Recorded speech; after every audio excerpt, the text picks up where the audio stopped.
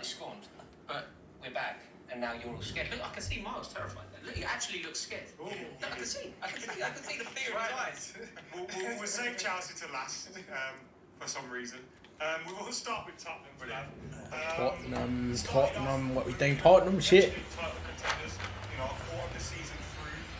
Maybe that discussion's fallen off a little bit.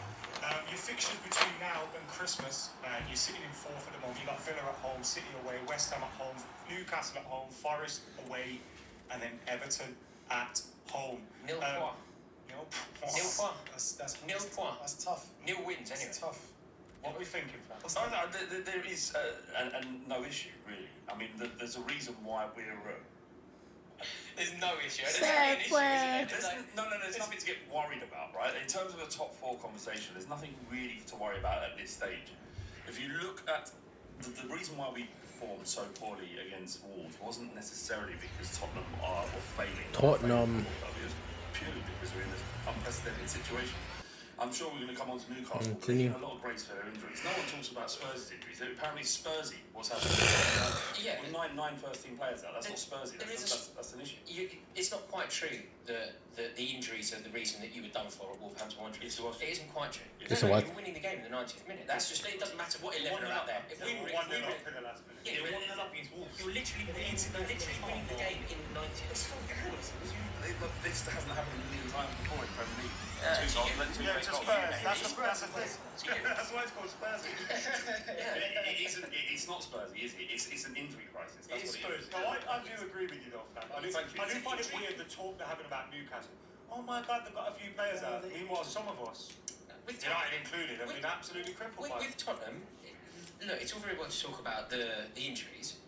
And, they go 4 players out. Hang on a minute, 4 players out? That's because 2 of your players were filth, right? So it's about discipline. So it's not, you weren't unlucky to lose Adoki. You weren't unlucky to lose Romero. No, you were right. filth, and therefore you paid the penalty.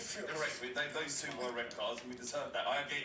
It's not. That's less the issue. Madison and Van der Ven, huge. Shit. And the conversation around Spurs. What the fuck is this?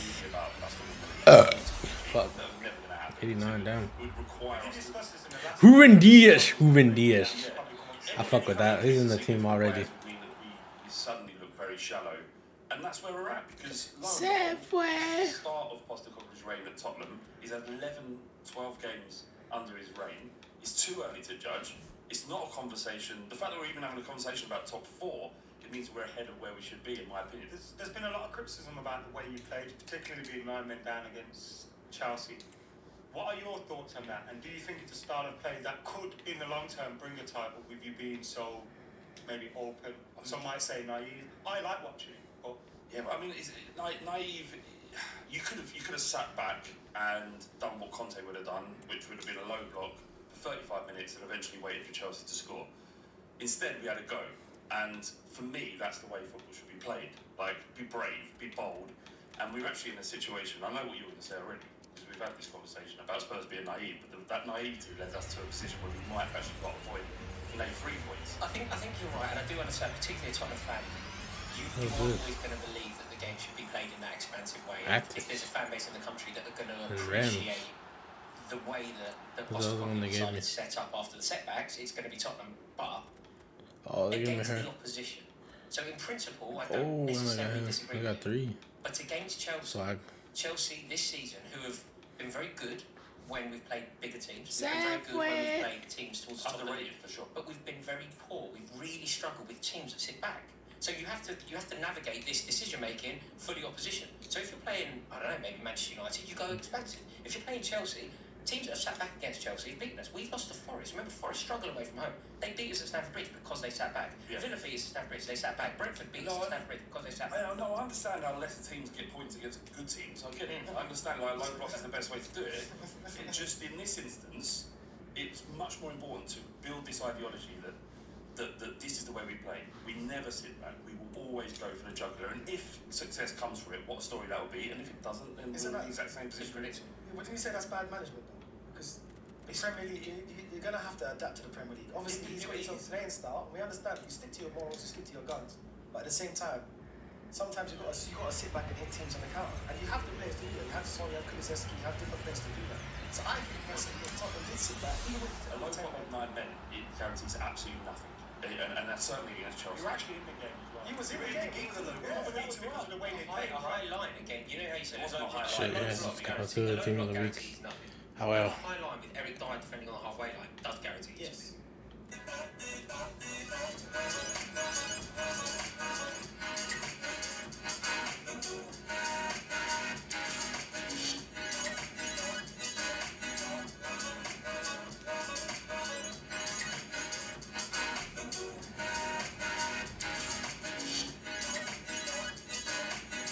Isn't it really nice, huh? Yeah, fue. Eric Dyer scored 2-2, which was ruled out or not. Yeah, But then when he did, Bentancur he's literally on the line. He should have scored. That would have been 3-2 Tottenham. Do you know what's interesting I'd much about? rather die on. But you got to do it in moments, though. You got to do it in spells. There's a little bit of a rewriting of history here. It's as if Tottenham were winning the game. It was all going really well for Tottenham. Tottenham were the best team on the pitch, and the sendings off and the injuries were what changed it. That isn't the game. Between Tottenham scoring their first goal and the sending off in that period, Chelsea had 70% possession and the ball in the back of the Tottenham net 3 times. Yeah, Chelsea was good. That's shocking, isn't it, Adam? I saw shock in your face. Chelsea was good. I didn't know I'm glad you knew that. Can I just to draw a line in under the way Spurs play? This is the way we're going to play, and it's much more important than the 3 points lost against Chelsea to not in the face of adversity just abandon everything he's taught these players in the first half of the season. I'd much rather see what he did against Chelsea. This is where at the start of his time at Spurs, that is much more important. I just don't think I don't think that's abandonment. There's man management and there's managing the game yourself as players. I know your gaffer saying high line, and like I said, I think it comes down to the gaffer. You don't have to have a high line with 9 men. Sometimes you got 2 banks of 4 or 4 and 3. Just be pragmatic. Yeah, you have to. Play the cards you dealt. It's the Premier League. It's not Championship football, League One. Respectfully, this is top tier football. Eventually, they might have scored. Chelsea might have scored if you sat back. Yeah, Understand? It's about the message to the players, though. That in the long run is But don't the much more players sit in important. the dressing room going? No, That was mental. That was mental. Maybe, but that's the way Postecoglou wants them to play, and that is the be all and end. I'll tell you what is guaranteed now. 2 things. Chelsea will finish above Tottenham. In fact, by Christmas Day, Chelsea will be above Tottenham in the We're league. not having that. By How Christmas many Day, points is it? by Let's check Christmas that. 7. It was nearly 17. That'll be down to injury. Just to demonstrate this. Not down to. Yeah, but you can't really. It's suddenly down to 10. The Right, fuck? 7 points in the space of a week. Fuck Can I off. just remind you where you said we'd finish at the start of the season? Now you're saying, we might catch Spurs. No. Where I said you finish at the No, start no. is where you'll finish. No, but when your assumptions that you were so clear. This is the thing, right? It's okay to be in these wild predictions months in advance. It's accurate. Months in advance. The fact is that the reality is The that 10 points difference. at the start of and that doesn't Christmas Day. honestly that doesn't as it Which sounds, gives you about 6 games. Christmas Day. that doesn't feel And they wasn't eating their turkey. Christmas Day. Or if you love The that flag. referee will blow the whistle, the full-time whistle, on Christmas Eve, disgracefully. At Molineux, Chelsea will elevate themselves over top. One second. We have to touch on this. With thoughts on Christmas Eve football. Hate it. Passionately, aggressively, like violently. Hate it. You wouldn't go? You can't get it. It's so tricky to get home. Say we're playing Arsenal or Tottenham or something a little bit more accessible. Considering Christmas Day, Christmas Eve's good drinking, but I don't think I'd fancy going to Molineux. You know, it's tricky. Yeah, it's a bit of a sticky. Boxing Day football's the one as well. It's just totally thoughtless. Just another example of the match-going fans being totally disregarded. Agreed. We're now so we're supposed to do our Christmas shopping now. Exactly. I'm going to have to be a bit organised now. I'm actually going to have to get to Hamleys in like December, not the 24th. This is weird. Yeah. Obviously, we touched on Spurs there. Before we move on to the rest, are we kind of taking it as a given? City, Arsenal are in the top 4, obviously. Yes. Liverpool, do they have to be in this conversation? Yes. Or will they get top 4s? No, they will 100% get top 4 Liverpool. Yeah, 100%. I think Liverpool's going for the league. Yeah. They're not thinking about top 4. Yeah, I agree. See, I think they're one of the challengers for the league. I think that potentially. But I also think there's as much a chance of them winning the league as there is finishing outside the top 4. I know what you're saying. Because if you look at their midfield, I don't think Callister's quite settled in the deeper role they're asking him to play. Endo isn't being used. If that midfield doesn't work, and Darwin I know he scores goals, but continues to miss those big chances in big moments, etc. There's a chance they do fall further down into the battle. Even if the midfield doesn't run, even if your prediction, no, not your prediction, your suggestion that it just doesn't land as it needs to in the second half of the season, they've got so many goals in that team they get out of jail. I don't think there's a debate as to whether they finish 4th. I think the debate is do they finish 1st, 2nd, or 3rd. But they 100%. There's no doubt in my mind that they make top 4. And so whether they finish 1st, 2nd, 3rd, or 4th, we can debate. I mean, they drew with Luton. Yeah, they just beat Brentford, and they were very good in that game. And I think their ability to beat sides in the bottom half, their ability to beat sides in the bottom half of the table is better than everyone's except City's, in my opinion. I agree. I think they struggle against a couple of promoted sides. Like last season, they struggled against promoted sides, but then also they can blow sides away at Anfield. Any single side. I predict they will finish, but I do think I have that. But you never know. This could blow up. The reason why I don't say that for Liverpool, yeah, you mentioned the good point with their midfielders and their depth within midfield, and I can only compare that to Arsenal at the moment because we're similar. Obviously, Man City's going to be there, but the one thing that they have over Arsenal is Jurgen Klopp, and I can't go against it. Obviously, last season happened. I think that was a blip for them, but this season I think he's got enough. He's got more than enough in the attack. Goals. Salah's unreal. Yeah. Top 3 players on the world. It's just like they're definitely there. I think where they are now, looking at over what we in 12 games in now, going to the 13th game, international break. They're saying, boy, they I don't think they expected to be the way they are right now with this midfield without not getting a midfielder in last the transfer season. In terms of a front 3, they're probably the best front 3 in the Premier League. Except City, obviously. No. I think they've got a better. Haaland's a better striker. I think Bernardo Silva's a better player, and you got Really got the best front 3. What? No, I think Salah's on something here. Salah, Diaz, and Nunes. Diaz hasn't been the same player as he was. I know there's possibly other reasons for that. Salah, Diaz. Salah's amazing. Salah, Diaz, Jota. Like if you look at the attack. BK Royal Crispy Wraps. Eat it with the meal or have it as a snack. Only $2.99. It's a hunger hack and it fits in one hand. And everywhere. Look at this. What at that?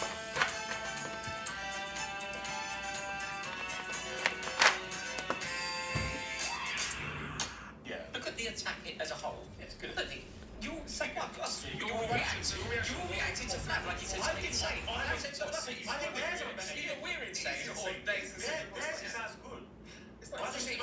He's just trying with our front 3. I was in the league. The best front line than We want to trouble with our front 3. best front fours in the league. It's nothing wrong with I that. say we're in trouble with their front 3 now. But it's not as offensive. It's not offensive You've got statement. a midfield and better defence. You've got a better midfield and defence. You can't have everything. You think it's best. I think Liverpool's got the best firepower in the league right now. Yeah. As a collective, there. You got Nunes fucking can't even hit a bar. but they got people like Jota who comes off the bench and Jota? What do you mean? Jota comes off the You bench. got Alvarez, Haaland, Foden, City have got the best defence. Attack. Yeah, the City's got the best attack. You've got the best all-round squad. Well, you just said. Yeah, you just said. Yeah. Forget the Liverpool. In terms of firepower, you've got a lot. You've got the best squad. You've got the best teams. You've undoubtedly got the best 11. Yeah. But a lot of your goals will come from brilliant midfielders. Yeah. Whereas discussion. Liverpool, Yeah. as just an But attacking Doku and Haaland play for them. Salah's the only one that Salah, gets Salah, Haaland, Grealish. Haaland over Nunes, but Diaz and Salah are my wingers. Salah's the only one that gets Doku. No, they played 6 games. Greenish starts, doesn't he? But Diaz had a great Grealish start started to the Prem. What's he done since then? Done a lot. He's good. Who's won the No, but I trust Jota more than Doku. 100%. He's been doing it in the Premier League. He's been doing it for years. What? What do you mean? He's been scoring goals. Jota's class. Jota's a good player. You got Doku, Doku, Grealish, Don't give me Foden. a big goal, John scored. Big goal now. Come on. He scores points. Give me one Doku scored. This club for years has been loud every single day of its existence, yeah? Now Give me it's one quiet. Doku I think scored. what has Jota done? He's done nothing. Give me one Doku He's scored. decent. That's He's stat pads. That's ridiculous. I mean, Jota in the air is unreal. Right, we're getting caught in a debate. That's another debate. We'll do that next time. Yeah. So we're kind of all agreeing Liverpool are in the top 4. So that's why we're not discussing Liverpool. I think there's only one place up for grabs, really. Yeah. So No, if one plays up to because Man match, unless United it's top taking 5, unless the coefficient goes England's way, which is looking like it will. But is that not guaranteed? I think it's virtually Yeah, guaranteed. but United are struggling. You know, no But doubt it's that you're built up struggling in the over coefficient. years. Newcastle coefficient struggling. is class. No, I'm saying you will affect our coefficient. No. as Our coefficient is class because of us. We get to Europa League finals a lot. No, it's Chelsea and City. Chelsea and City are holding the fort on the I don't coefficient. think teams and managers are thinking. It's Chelsea and City, honestly. Yeah. You know when Spurs got top 5? That doesn't too long ago. Oh, right, doesn't Too count. long ago. So that literally Literally doesn't. Oh, right, Final okay. should still count. That's too long You're ago. welcome. It's Isn't it that's 2019. 5 years? Coefficient's working on 5 You're years. not going on about Inter Milan again, are you, Flav? Right, we're getting caught up in something else. Let's talk about Aston Villa. Yeah. Aston Villa, Unai Emery, 5th place, 25 points at the moment. Look at Fenton. Do you know they've won 13 home games in a row? Oh, hang on a minute. Can I just ask one question? 13 home games in a row. Well, it's incredible for Aston Villa what they're doing. Right? Spurs are above them. Right? And we didn't lose 2-0 to Nottingham Forest. They're playing This is European the football. Aston Villa section. They're playing European Why are you making this football. about Spurs? But the narrative. And they're playing it. So be careful what you Yeah, say. They're a good team. I rate them. I'm just saying. Just notice the change in narrative when it's about Spurs and not about Aston Villa. Oh, plucky Aston Villa! Look how good they are. They were in the When it comes to Championship a few years Spurs, it's ago. like, You spent billions of pounds. They were in the Championship a few years ago. Their turnaround's been incredible. You've got a fancy new stadium. You're meant to be one of the biggest clubs in the richest city in Europe. Do you know what I mean? Also, they're not playing one game a week. Yeah. They went So to you've got to take AZ that into Alkmaar. consideration. They went to AZ Alkmaar, won, came back in the Premier League and won. One. all right, cool. You rest That'd be every 6 too much for days. Spurs. That'd be too much for Spurs. You lose to AZ. They're brilliant. Villa. I think Unai Emery is undoubtedly the best manager out of the obvious. Assuming Pep Guardiola in the league of their A own. lot of people say third. Unai Emery is the next best manager in the league. Better than Ten Hag, better than Pochettino. Like no bias attached. Better than Ten Hag, better than Pochettino, better than You would take him at Arteta. United Right now. Same as Arsenal. right now. Wouldn't work. Same as Arsenal. I mean, Oh, sorry, go on. Definitely take him. No, I wouldn't. you must. I wouldn't. You've lost more games than you've won. I wouldn't. But you must. Bro. You've got I'm to. telling you, think you you must. You have to. Oh, I wouldn't. But you have to. But I would. But It's not. It's There's a a reason rhetorical you question. not get involved in this conversation. Because you not counted him out of your Yeah, class. it wasn't good enough for us. So, no, he standards of You know, you just champion. Wait a minute, finished like twice. Oh, you are the Premier League right now. Look at us now, 4 years later. Did he compete for a league? He probably would have done eventually. He had you in a European final. That's Arsenal's pitiful record in Europe. He had you in a European. He had you in a European. He had you fifth in the league and in a European final. Fifth in the league in a European final. You sacked him. He came back the following year with Villarreal, battered Arteta, launched you out of Europe, And then beat Man United in the final. won the trophy, and while Arsenal finished 8th twice. Black Friday is here at Wayfair. It's time to light up the savings. So Burnley at home and all that. That's amazing. How many finals has Arteta lost? Only been in one. And what's his record? You're not going to do finals. What's his Emery record? versus Arteta, surely. I'm just talking You're about for my club. not, you're not doing Emery. You're not doing finals. You're not doing finals versus Emery Arteta, are you? No. I'm just saying You for were his, back to us and let you do it. for his club, he might be great right now for his club. Arsenal, obviously. Why are you push him onto I'm us, just saying, man? Arsenal, it didn't work. It didn't work for He shouldn't be pushed anyway. He's better than He's a great manager. manager. I honestly think he's better than Arteta, but he just didn't work for us at that present moment of time. It just didn't work for There us. is, in what Miles is saying, there is that. Some managers can be brilliant managers, but just not fitted. Yeah, it didn't fit. And maybe That's that's what I said. No, but he fits at United. He fit United. But if he does, he fits at United. If Ten Hag fits, he fits. He fits like a simple. He's a This ain't about Ten Hag. It's like Cinderella with that slipper at Man United. He fits perfectly. He fits perfectly. He's a You put brilliant that manager. slipper, you put that slipper on Man United and they wake up. Ollie Watkins. What about? Yeah, it's quality. It's great. Villa are probably the most fun team to watch as well. I like. They are good. Mason on the break. Fella that's fine from Liverpool. And McGinn is the most underrated. He's proper good. Douglas Luiz scored in David like Luiz, 7 brilliant. games in a David row Luiz, to the park. I think he beat Pablo Angel's record as a man like that. They've got a very good team, you know. Yeah. Like, if you go to Villa and you're not on it, And a brilliant you could manager. be 3-0 down within. I've got a couple of 30 mates minutes. Villa fans, and I've never seen them this giddy. Like they are buzzing. Oh, They yeah. are buzzing. What is it then? It's interesting because we're speaking about Villa. We're all very complimentary. We're all fully acknowledging their brilliance this season, and yet I imagine none of us think they make top 4. I do think they made Europa League. Yeah, agreed. But that's my question. You don't think They could be if they finish fifth. Okay, Windy-ish, windy-ish. Any old way, the Villa play in the Champions League this year. If it's fifth, potentially, yeah. But not top four. Not to fall. I think they need to drop out of Europe early. If they have a chance. But that could be That's their the way. Arsenal That could be their mentality. way. That's the Arsenal Yeah, if they mentality. win See? it- Yeah, that's the That's Arsenal. the Arsenal mentality. Aston Villa win European finals, unlike you, mate. Yes, that's the Arsenal mentality. That is actually. Was you born to see that there with you? None of us here were except Flav, maybe. Absolutely throwing you under the bus there, bro.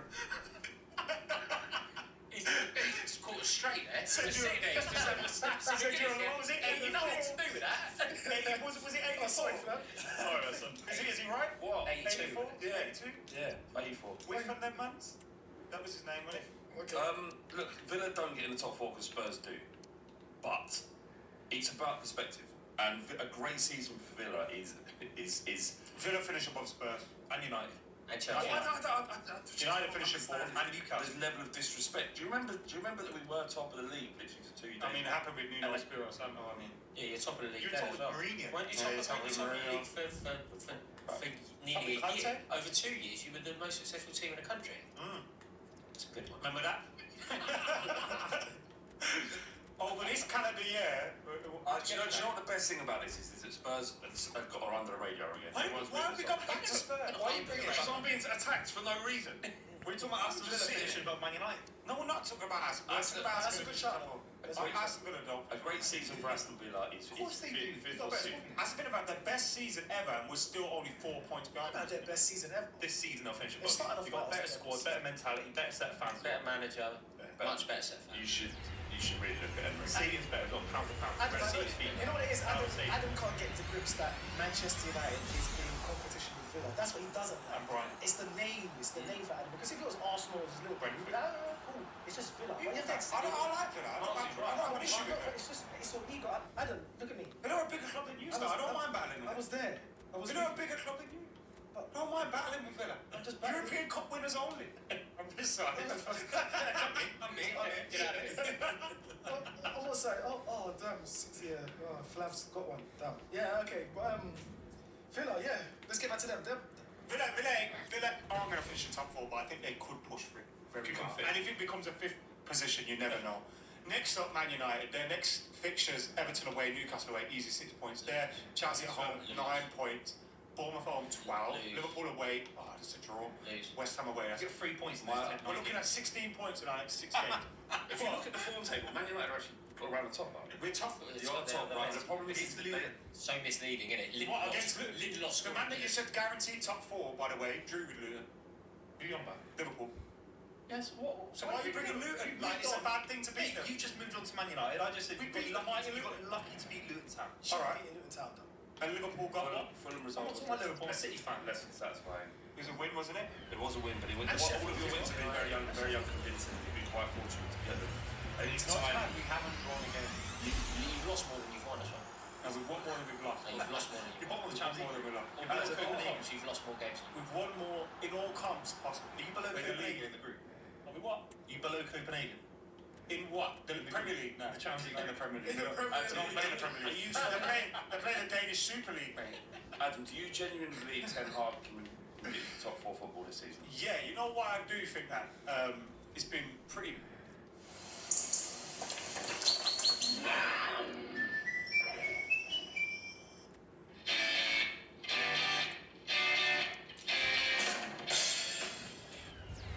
Pretty bad at the moment. But you look at it, and you look at our squad, you look at the back line, we've had none of our back line. Everyone, like you said at the start, everyone's talking about Newcastle, poor injuries.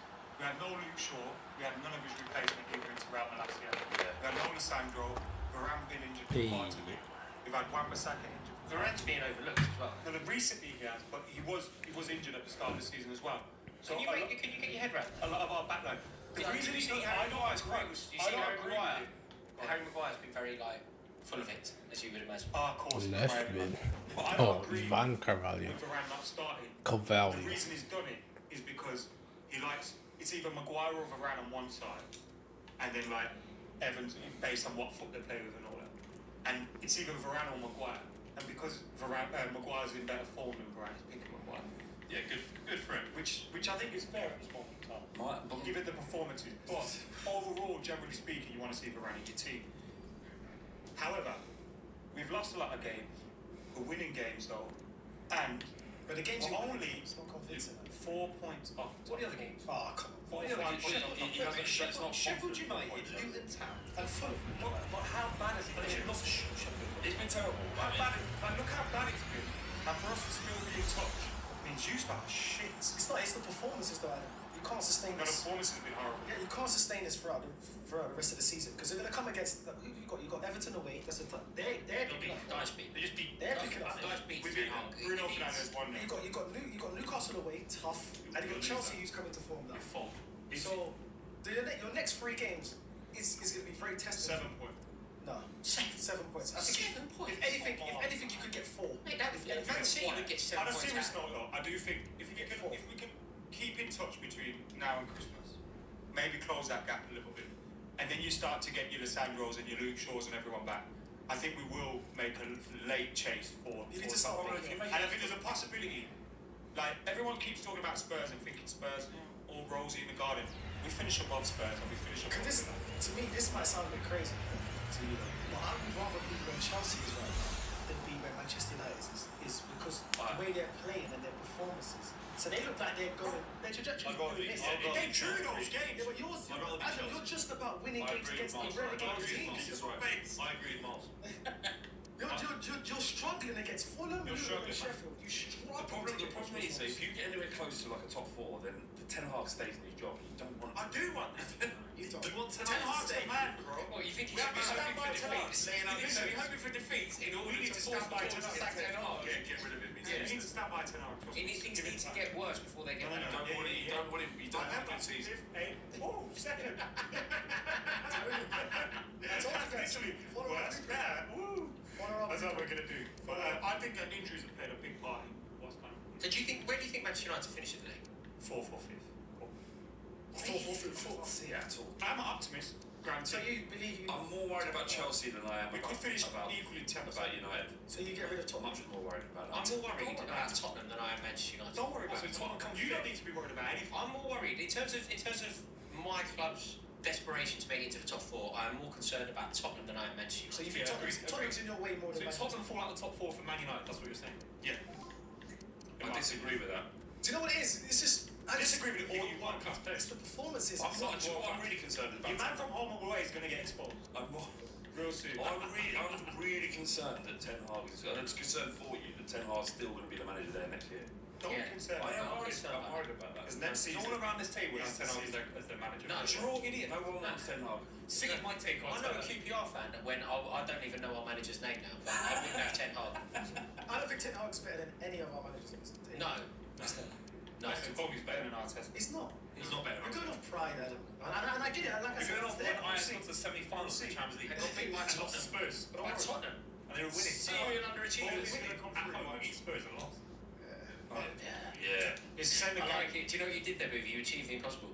You reduced Adam to mere punctuation. He didn't say words. He just went like this. When you reduce someone to punctuation, you know you've won. Fair play. What you're looking at here, yeah, is not only is 4 people who had childhoods ruined, and I think that's what we have to remember in this situation. It's 4 people that are deeply scarred, The problem. traumatized by mental Let me tell He you still something. wakes up screaming, "All right, they call 5-3." Let me tell you something. It's an alarming thing when I'm indifferent to Manchester United. What does your song used to say? Oh, you're indifferent. Always adored. Was it? Never ignored. Never ignored. Hey, I'm now in a position where I don't Hated, think about adored, never ignored. Facts. Sure. Villa fans don't care about United. Sure they don't. They don't. Not in the top 4 race. You don't want fans to be apathetic about your football club. You are. Listen, I'm all jokes aside, I don't think it's impossible for Manchester Glad United. the jokes are finished. Give the next level of nerds a spin. Nerds Gummy Clusters. Shake things up. The jokes are done. No more jokes. So, serious talk, what do you say? Top 4. Nah. Said the jokes are finished. Nah, you got a chance, but his performances are just not. They're not. Give a number, Mark. Give a number. Could be I love Manchester this. United. Watch when we get on to Chelsea and his Do you know what could be your best bet?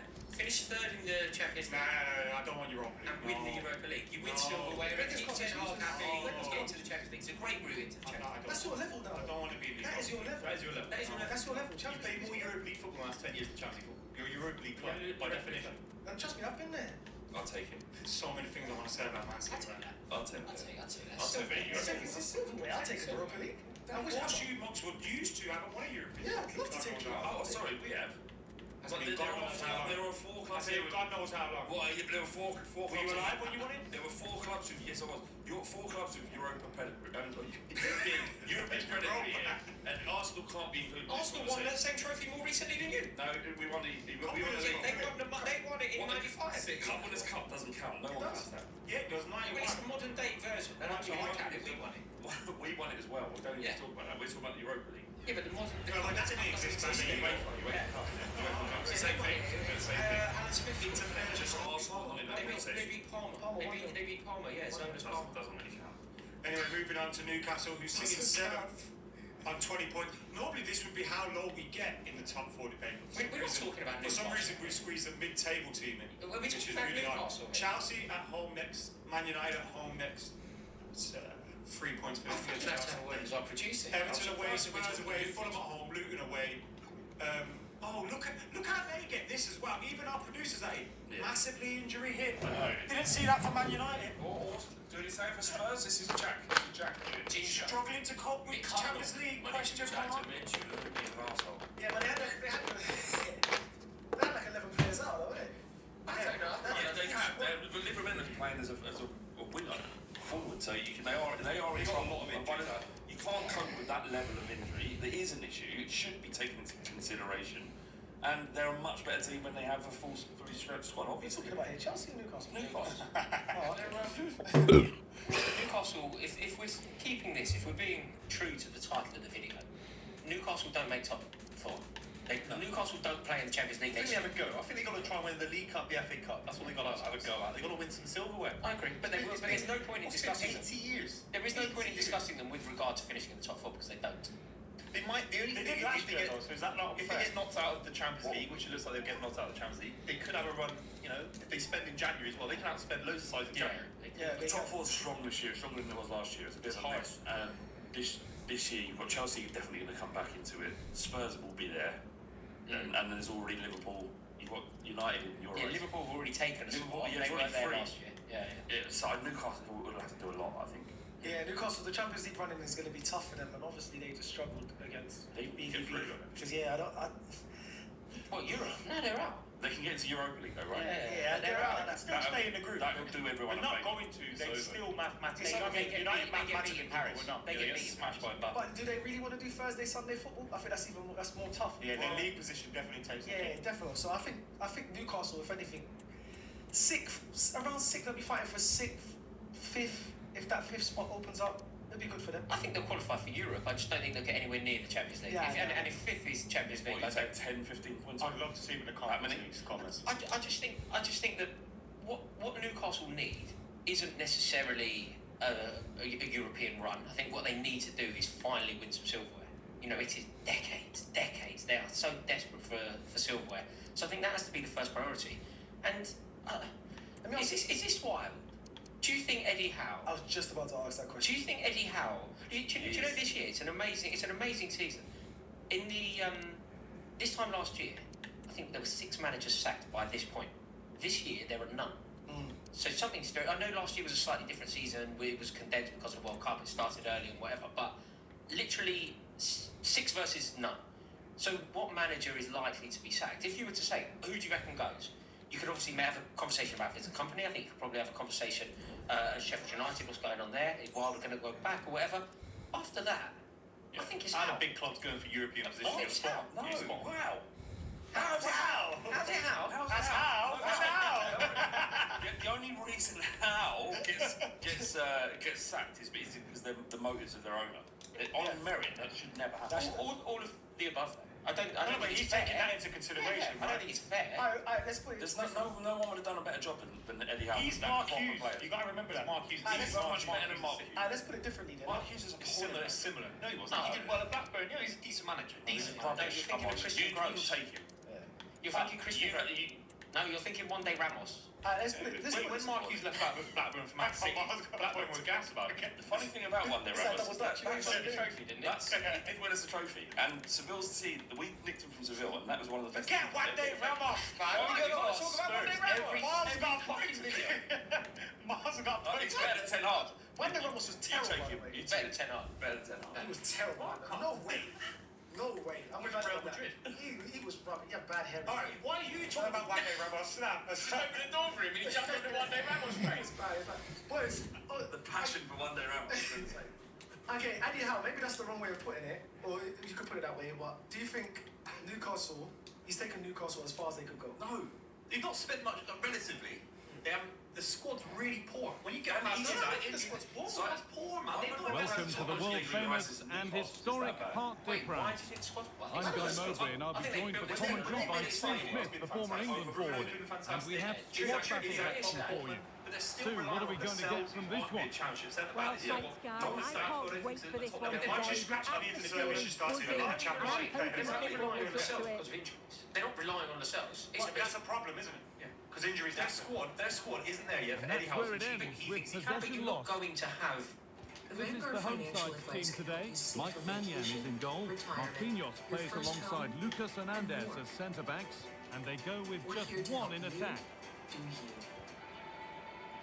Here's the lineup for Arsenal. Yeah, it looks like a 4-2-3, You're not gonna have and I four think in midfield they'll have in the one same keeper squad, are you and not? You're another gonna have two to. You're gonna have further versus forward. each other. But What they they've got also at the have that moment is option their to have squad the that two is deeper filled with, line like, midfielders if they championship do level start to get players. overrun. In a year or two, you'd expect that to be Europa League players. But at that point, you might want to look at bringing in a different manager. Exactly. But another manager from abroad or a high-profile manager going in and managing this, what Eddie Howe has got in front of him, that would be suicide for Newcastle. To take the Mourinho, lead. Conte. And it's been Something about Mourinho will be there one They day. should have taken the lead That there. Bobby and Robson what a thing, good start all that that, would he's have going to been. be there. Mourinho, I wouldn't pick Mourinho because I don't think Mourinho He's could going to go back and give the yellow. So I think Yeah, you can see the ref had caught I'll the wait till foul. they He's check always up going to with go back 200 to million. it. Good officiating I don't that. know. There's a lot of players really want to play. Also, it's the Premier League, it's the Big money. names and how, isn't it? Yeah, I think it'd be more. This is I think it'd be who more I've the been money, looking if forward to anything. I don't seeing think it's most Jose today. Mourinho's style of Are we football. going to He'll see say, him okay, play a Jose prominent role Jose here falls and Eddie soon? Howe falls. Yeah, he pulls the strings, Yeah, doesn't no, he? but He'll Jose dictate the tempo. Mourinho- Jose Again, Mourinho. he's a selfish I player. like That whether key he's to the way they whether play. his I prime is can't wait past to watch is a him today. beating point. It's just being a I fire. also think with players, you know, like you look at it like, there's a lot of players out there that dislike him. Rabiot.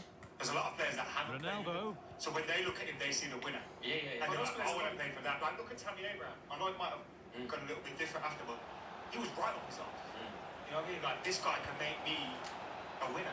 Yeah, you can draw that. No one can. I'm not saying you Away from can't draw danger it players. I goes. hate his guts. I hate his guts. I hate his guts. You definitely draw I hate his players. guts. I hate Conte's guts. Do you know what? He's got pickled, he looks like a pickled onion. Do you know what? Deep with the approach now. It has to I be. loved it. You had Looked as two though the managers chance was on, that but openly they've lost hated it. you whilst they were your manager. Mate, it was unreal. It was mental. Honest. You hated the club while he was there. I'm Here we go again. I'm going on about Spurs. I think we need just a camera. Lucas Have a little Hernandez. chat. Can I just ask you though, have you ever Hernandez. had a manager that hates your own And it's guts? been Yeah, cut out. Mourinho. There's the turnover. So you know. Yeah, Mourinho hated us by the end as well. And it's there. They have the We goal. got knocked out of the And they Champions have League the in the lead. with the Listerman. You got knocked out of the Champions League 1-0 then as we get started again. It's not me. Oh wow. Dembele. He was like, wait, what? And this is why Making Newcastle good needs to stay progress far here. away from it. Yes, it's probably true because he'll come back and say, all you Everything about twats that tackle wearing had those to be shirts right. at the stand. Don't forget when you were in the Well, listen Championship. to that. They're furious. They Respect feel there. it was a clear-cut penalty. Yes. Up next. By the way, we're missing out a few teams because we're getting to 10th place Chelsea, but Mudryk. Brighton, West Ham. They're not finishing. They're not finishing. Oh, so Right, not one one's game. horrendous. Played into the We're box. in 10th place. Only half the Chelsea. job done Yeah, there. currently 10. But currently 10. Oh. What do you think West Ham will finish above No, Chelsea? it's just weird we've gone all the way mid-table. Do you think West Ham? Everton. win for Chelsea team is So Right. do you think? Went So do for you it. think West Ham Wasn't finish a above bad Chelsea as well? try. Do you think we should be talking? You And think West Ham that's finish why. above? No, I don't think we should be talking about West I Ham bet or you Chelsea. £1,000 that Chelsea finish above West Ham. Oh, wait. I bet you Wait. No, because you just said it. So let's see if you mean it, or if you're for free on Super 6 trolling. Trolling. Or if you're trolling, that's what it's called. If you look at my Super 6 tab, that's where I put my prediction. So That's what I'm going to say. So no. So you say things for effect The without referee's actually round commenting. advantage. Frying a grand is mental in there. You know what he should have done? He should have said yes, because there's no way I'm betting. See a chance to break here. Struggling to keep the ball back. There's no way. I was to take you out. No, my maximum There's bet nothing wrong is coming top half. There's nothing wrong coming top half. The reality is Gets past really something nicely. has clicked at Chelsea. Rabiot. You can't And deny they've that. levelled That it game up. against Manchester Nothing City to was split them once more. for Chelsea's application. So it's What they were 1-1 willing to as the do. ball gets It's rolling frustrating again. as a Spurs fan to admit it, but they are. Whatever was wrong with them at the start of the season, or Arsenal maybe it was being the process afforded to get to plenty this of room stage, wide here. Something's clicked. And Able to get his fist it's to a it. worrying thing. They're conceding Still a lot of nothing to goals, though, split the which two you sides. think is Maybe that will change with this corner. We're They're the conceding. first half team. We're sort of. I don't think that we're conceding an awful lot. Gone Obviously, wide. The games that come to my mind there, Miscue there. obviously the City game, City can score 4 against everybody. Chelsea against Arsenal, you 2-0 up. We need to put 2 9 men. You know, at the moment when you need to be tight, you know. yeah, I think. Look, overall, They're not getting close enough here. nobody would have anticipated that Chelsea get anything against City. I actually remember sitting And the with you ball boys is on the still club, alive. and we looked at Chelsea's fixture list. And I think It was that we all looking good, but concluded there that it's aside ended. from a Brentford win, which actually ended up in defeat, but aside from a Hernandez. Brentford win, we didn't see 3 points coming until we played Everton in December. And that brings So to a we close looked the at, we first looked half at here a at the period club. of maybe 8 or 9 games, and we said 1 victory. Chelsea have already accrued way more points in that. You know, we didn't lose to Arsenal, we beat Tottenham, we we're didn't back lose to underway City. for the And I think the second nature of the 45. City result, sometimes what you get is, you get a seminal moment in the season, like a season-defining performance in a season. And I don't think that Chelsea will be the same team off the back of what we did against Manchester City. I know the booty can be kind of, not Never arrogant as Horror. such, but you know, a 4-all win for James Chelsea. Maddison. But it is that. It is a 4-all win They've for lost Chelsea it because we're now. playing the treble winners. They're so much better than us. They're the best team in the world. So yeah, it is a 4-all win. It can. As a man of a it club can be that What do you true. think In there, about those that's performances nicely then? cut out. There's a That you've chance looked for the at recently breakaway and gone, here. We can make a push for Champions League football. I think individual performances are so important. So our big player, like Raheem Sterling, has clearly They've found scored. something, found And some that gives motivation. them a And he priceless is, lead. like, he was absolutely unplayable against Manchester City. And the triumvirate of Sterling Usman with Cole Dembele. Palmer, with Conor Gallagher, that's such a N'Golo Kante. neat midfield that will score Making a lot. good Defend, it's got progress here. a balance of everything. That That's feel a like shame for something them that's nothing sustainable doing. because you spent a lot of money on players that I expect the ownership will be thinking. Oh, nice So what you vision think in that Lavish pass. will have to play Like, instead Lavish's gonna of play Gallagher, more, for example? it's And gonna be like, another. they're gonna want to Two get goals down in involved. a Like, do you matter of feel that minutes. kind of I'd like to They're think celebrating. I'd like to think that Incredible. the reason that I think Pochettino is so important to the club is because he is a genuine football person. You know, he isn't going to be a yes man Moving to it the board. forward He is with a part purpose, of something this on maybe. project of revamping Arsenal football. come away with the ball. Yeah, I agree. And he's a football person. That's So I how I don't think feel he'll about play. Oh, I great don't think he'll work. play What's the next? game that you're suggesting may potentially be put upon him. Cross the dead ball big names line have to for a play. I think corner. it will be a meritocracy. The right players will win. Well, they've not And seen much from even their if it's team not, lately in an attacking sense, but if this If you're goes dropping in, anyone from our it midfield, could turn the game firstly around. you're dropping They are Caicedo, really getting £100 behind them million now. player. Secondly, you're dropping Enzo Fernandez, the £100 million player. Oh, that Then was a you're dropping decent Conor Gallagher. position, Conor Gallagher is but he undroppable. went to He's whack been it. Wrong choice. immense. And we've got lucky. We've got lucky on a couple of things because we tried to sell Conor Gallagher. I think we're happy to let him go to West Ham. Pedro It didn't Porro. happen. He's become one of our best players. We didn't want Cole Maddison. Palmer. He wasn't the player Given we away wanted. by We Arsenal. wanted Lise, we wanted Smith Rowe.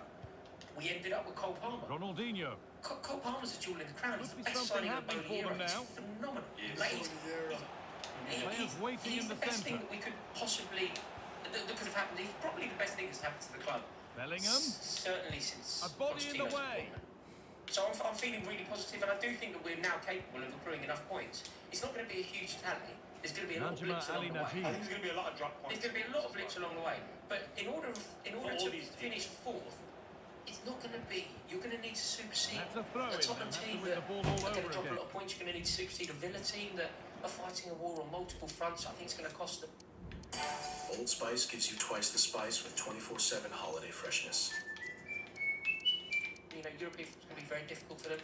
And ultimately, I don't really see why Chelsea, despite being 10th, if we can put any sort of, even a semblance of a run together, we'll do it. What I'm waiting to see is how Chelsea react after if you get a bad result, because you're flying high right now due to Arsenal. That's what we're saying. Chance to We're cross saying here. flying high, and I know we're good looking at patient build-up, perspective of but where not they quite were, the right? end product. They haven't really won any. Like Chelsea's Exactly, a that's the draw, thing. Arsenal's a draw. So you think the trajectory is going to do this, and you're thinking, okay, we're going to kick on from drawing to beating Tottenham. Beating the team at the top of the Ever league. close to goal When we here. knew that they were unbeaten at the top of the league. So say you come against somebody. I didn't tell you Listen to anything. that. Well, the Brentford, the loss to They Brentford feel it was told a you clear-cut more about where Chelsea penalty. was than that told you. I think, And not the Forest. Coming away they go. All Rory said was there were times That's where the chance of anything developing disappears. He frames it in a way that makes the point sound really good. He's not making a good We're point. nearly It's there a to the terrible match. point. A match that's gone superbly It's true, for it the was Blues. true. Yeah, this should be an excellent win, and it would be thoroughly deserved. We've seen some really good individual performances, but it's how well they've worked as a team. You can see that they've got a real unity here, both defensively and going forward, and I'm sure the result will certainly please the manager. And it was a big game for you as well, Flav, because if you did beat Chelsea, it would have been a big statement for Tottenham. Saying, Odegaard, okay, we're and here. it's on now. But luckily we're talking about Chelsea and the Brentford. Lost to Brentford was the point. But you I lost looked at that. Forest, surely. there'll be more. Those games you lost. There'll be more Marquinhos. moments like that. There'll certainly be more moments like the terrible Now result De we had Bruyne. against Villa, Brentford, whatever. You know, West Ham away was Theo a Hernandez. shockingly bad performance, and those things will come. Able to But skip I past just his think man. that in order to finish And that is fourth, an opponent too the many to teams that take you on. have to finish above, you don't have to finish above Liverpool. No, You don't have to finish. You don't have to finish above a good Man United side. You don't have Son to finish Heung-min. above. You will. It's not In a a good tough side. Even if you get there, it's not a good side though. So that It's will a do it very for beatable today, and it's the team. visiting Brian, fans who will go home the happier. See your overall impression. Well, that was an emphatic result, wasn't it? They looked so confident in attack. Every time they went forward, you thought they were going to score. From the window to the wall.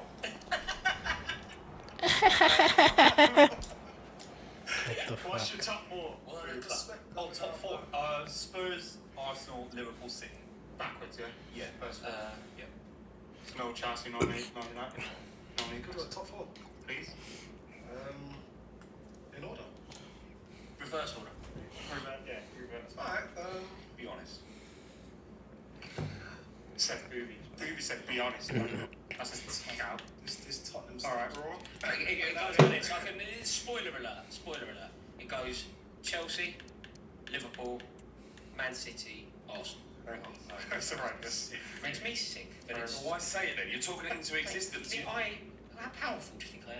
Well, I just don't talk into existence. You think that's how it works? Yeah. So, okay, Tottenham get relegated. Tottenham get relegated. Tottenham get It's Spurs, Liverpool. It's Spurs, Arsenal, Liverpool, City. Yeah. That's knowledge right there. I think City finished top of the league. You learn a thing from City. Arsenal, Liverpool, Manchester United, and Chelsea. I think Chelsea finished fifth. I think it can say the same. And I think United come good when might even have a childish run as well. But anyway. It goes. Oh yeah, shit. Sorry. You know, still thinking one time. No, it goes. I've come up with it now. It goes Chelsea, Liverpool, City, Arsenal. You spent a lot of time thinking about that. Yeah. It took you that long to agree with Rory. Jesus Speak Christ. into existence. Craft together something special in your home. We always find our way back home.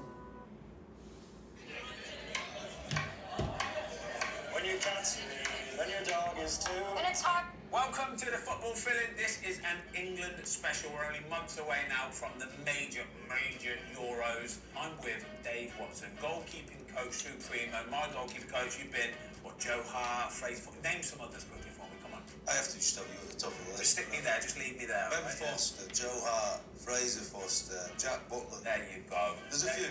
There's a few. We've got 6 or 7 talking points today. We're not going to be talking about the Malta game because everybody knows it was absolutely miserable and it has no bearing on anything whatsoever.